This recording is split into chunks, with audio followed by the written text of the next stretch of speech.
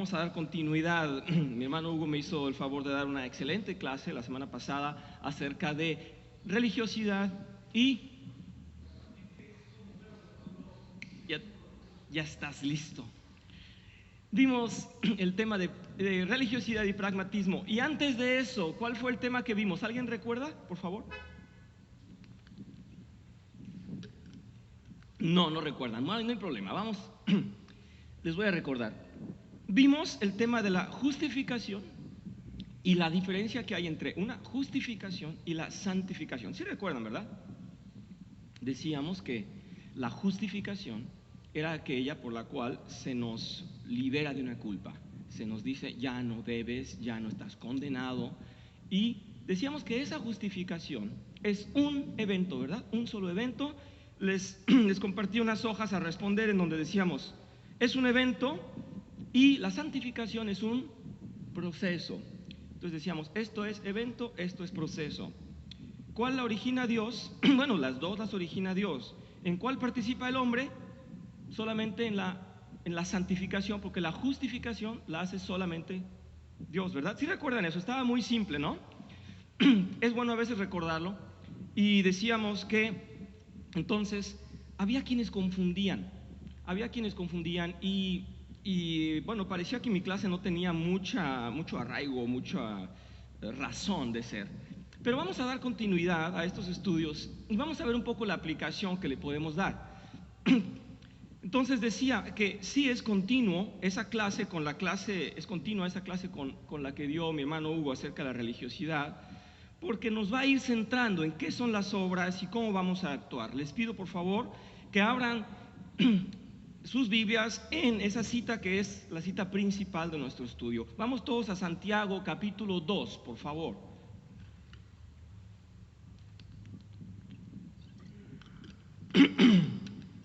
Ay, perdónenme, sudé un poquito y con esto a ver si no me enfermo, pero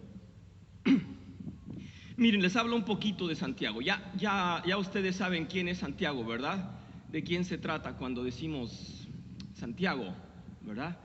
De James, el hermano del Señor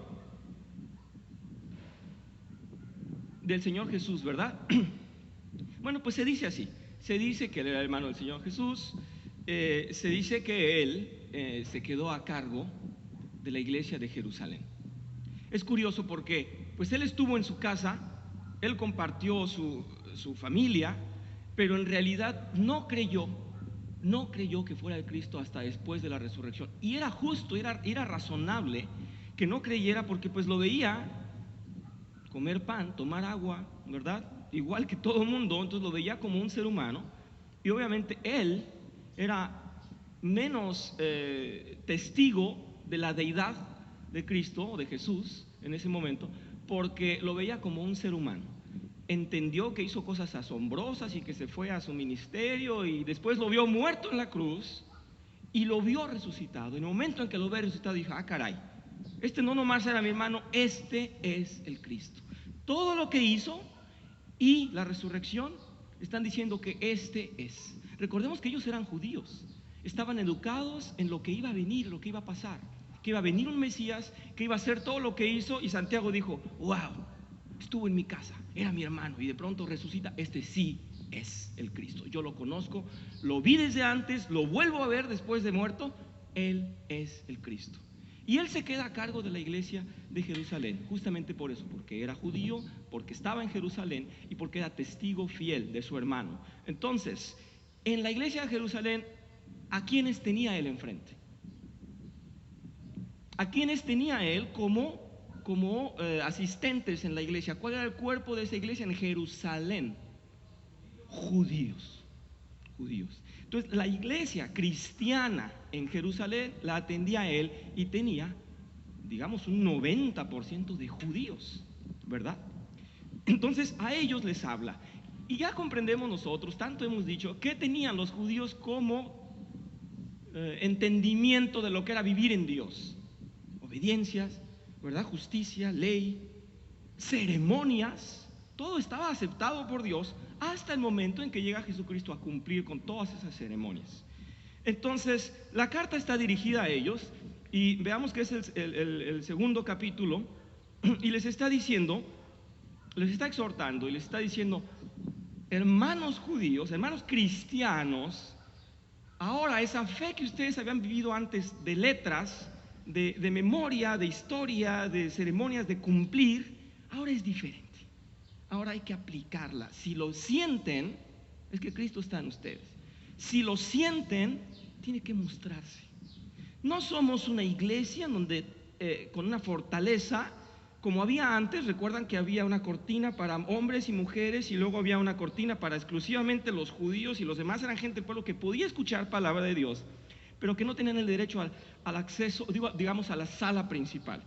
Y aún así había otra cortina exclusivamente para el culto de los sacrificios, el culto en donde solamente el sacerdote entraba, ¿no? O solamente los sacerdotes o los jefes de las tribus, etc.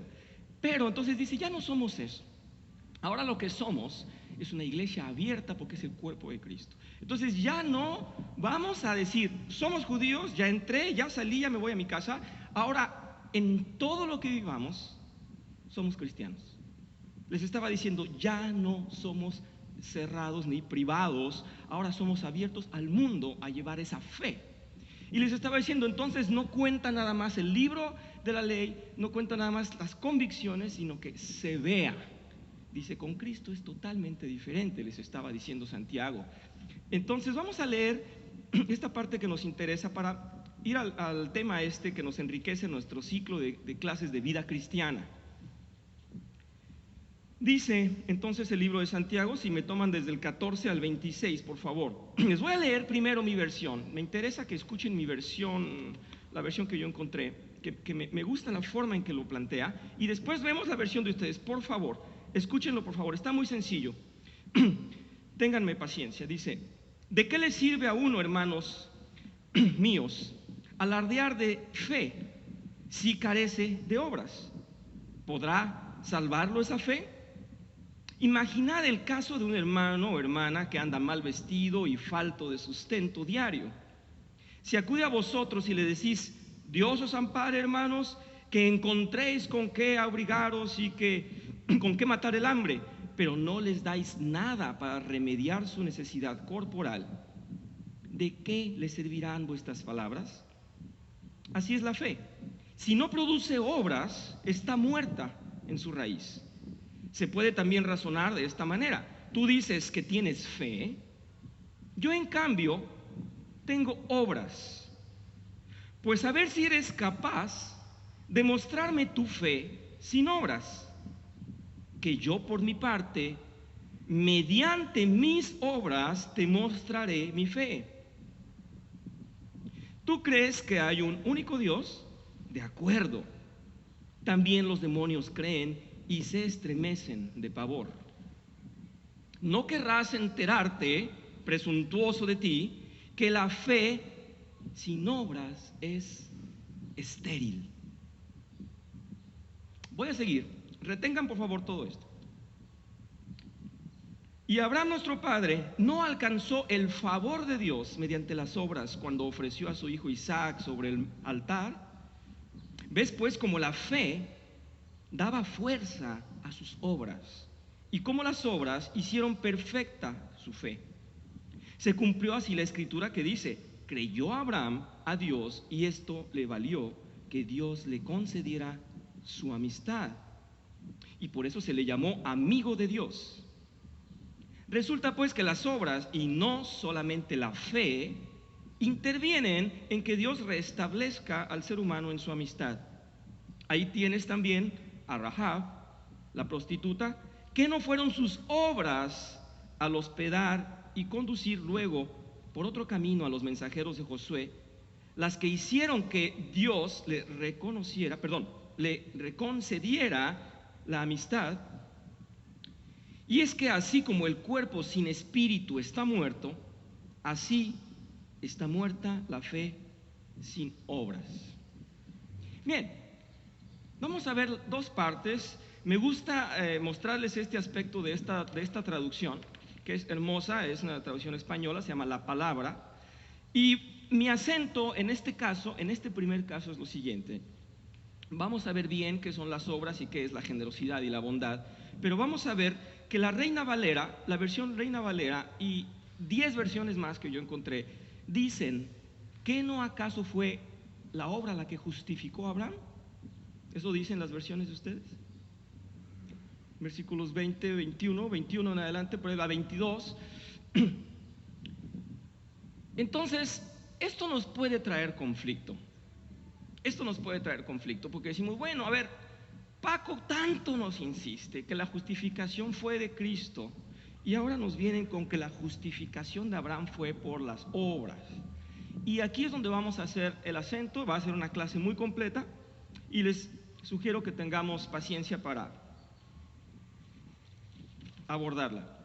Vamos primero a ver, porque es muy importante, los versículos del 14 al 20. El 14 al 20. No vamos a sufrir mucho, está muy claro, es de lo más específico Dios.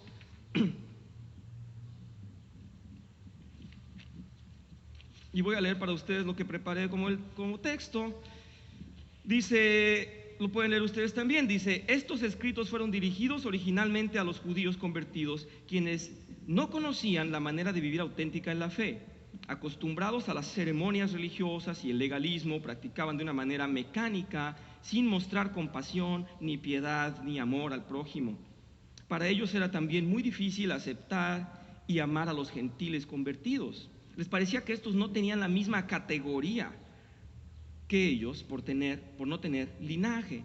Santiago les señala que la manera de vivir la fe es actuando, dejando fluir la motivación que el Espíritu Santo da al creyente.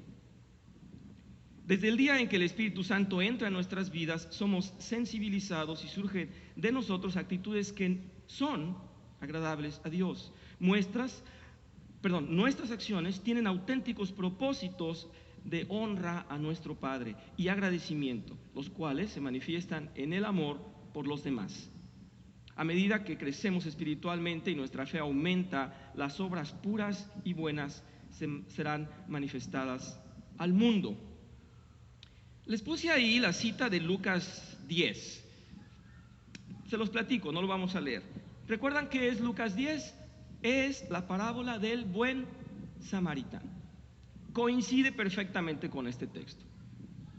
Son exactamente comunes. Dice: ¿de qué sirve aquella persona que tenía su fe mostrada y diciendo yo soy sacerdote, si pasó junto al necesitado y no tuvo un gesto de piedad? Está claro. Está claro con lo que acabamos de leer en Santiago. Santiago le dice: ¿en dónde está esa fe activa? ¿En dónde está funcionando tu fe? Si no tienes esa atención y ese amor para tus hermanos. Creo que no vamos a poder extendernos mucho, eso está muy claro. Vamos a seguir con el texto. Dice: cuando la palabra de Dios dice que una fe sin obras es estéril, significa que no tiene sentido que un creyente crea y no dé frutos. Sería tan inútil como una obra de arte escondida en una habitación. Nadie la va a ver, no tiene sentido. El Señor pone similitudes para esto. ¿Recuerdan aquello? Yo puse para ustedes la cita de Lucas 11, en donde dice: nadie enciende una lámpara y la guarda en un lugar escondido, debajo de la cama, dice el Señor. Creo que estos dos ejemplos, la del buen samaritano y la de la lámpara, nos dejan muy claro, ¿verdad? Si nosotros decimos tenemos fe, debe verse, debe funcionar, porque la fe en Cristo es, si creemos en Él, practicamos lo que Él quiere que practiquemos. Es así de sencillo. Si yo tengo un auto pero nunca sale del garage,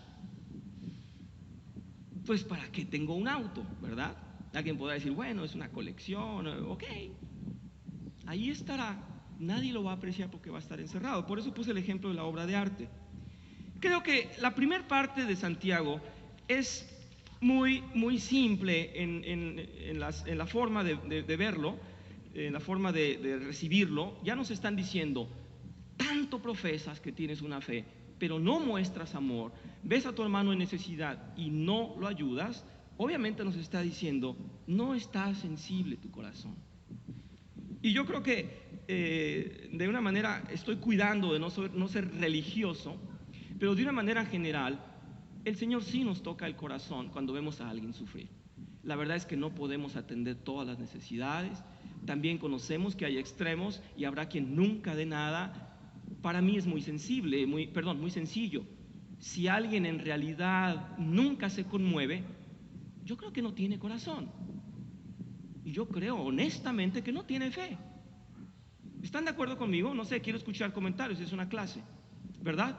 Si alguien en realidad nunca se conmueve, pues será de piedra, será que, no sé, yo creo que su corazón no ha sido tocado por Dios. Ahora, en las próximas clases vamos a ver cómo son las obras, cómo se practican las obras, cómo juzgamos las obras de otros, porque es muy fácil decir, fulano pasó por ahí y no hizo nada. Es muy fácil, ¿verdad? Dios conoce y Dios sabe los corazones, pero entonces no nos toca a nosotros